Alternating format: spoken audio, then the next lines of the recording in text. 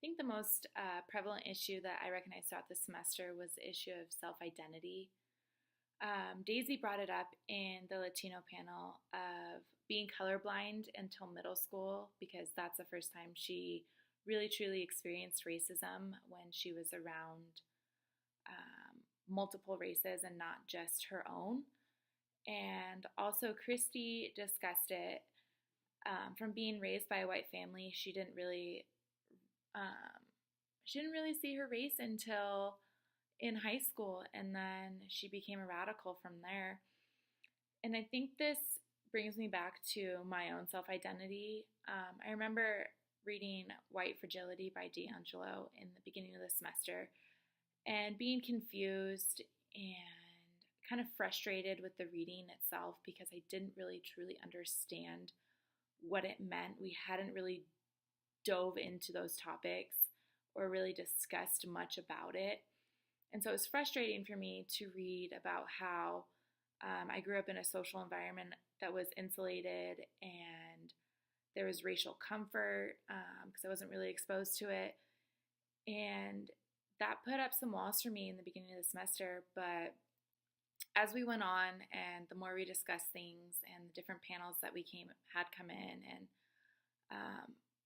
kind of discussed these issues, I began to kind of realize that most of that was true, and that kind of helped expand my self-identity. And also doing the our family study on our own family helped me kind of come to a conclusion about where I was at and where I kind of got my values from.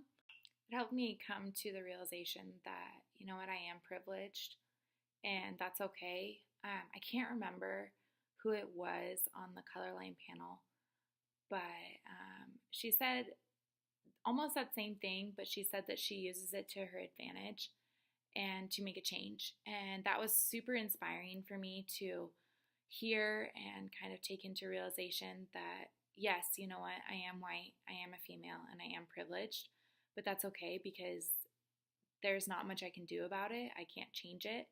I can use it in a positive way and help make changes in the world.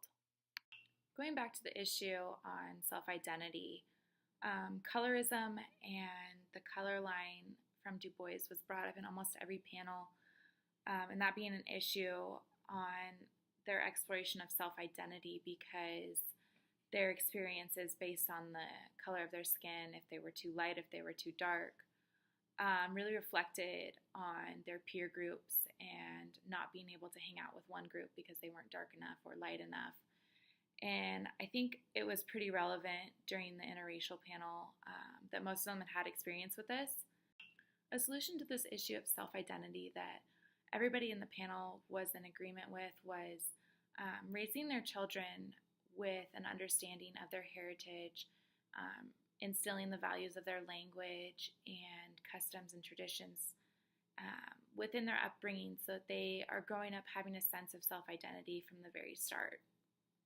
I think the most important thing that I got out of this class this semester was the awareness that was brought about from learning about all these different theories, learning about colorism, the color line, white fragility, crit race theory, oh my gosh, all of these different things that I didn't know about, and having that be an issue of my own self-identity because of the values I was raised with and the lack of knowledge that I have about these issues.